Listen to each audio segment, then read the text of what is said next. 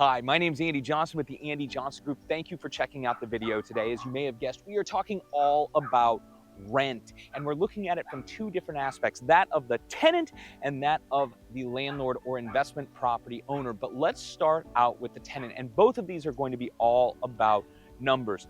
Tenants. We have some great tools that are going to allow you to forecast what continued renting is going to look like for you and whether or not it's the best decision for your financial future. Listen, in a lot of cases, it is.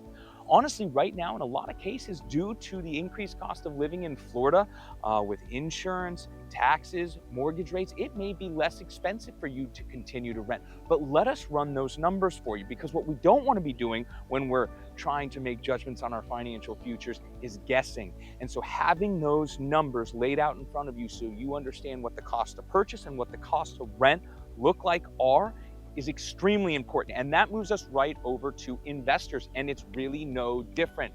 Listen, all you landlords out there, I've got a bunch of you that I work with on a regular basis, and a lot of people are not looking at their investment properties for what they are, investments. They're not looking at their returns.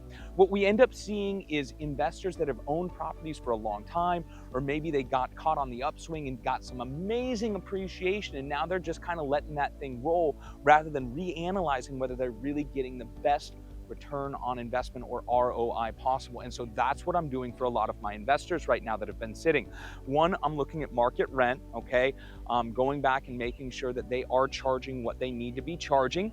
And then, when that tenant or when that lease is over, assessing whether or not they want to increase rent. And number two, and more importantly, is looking at, are they really getting the return that they should? Folks, we know right now, heck, you can get a high yield savings account for probably about 4% with no risk. If you're only making 3.5% or 4% on your rental, why would you do that?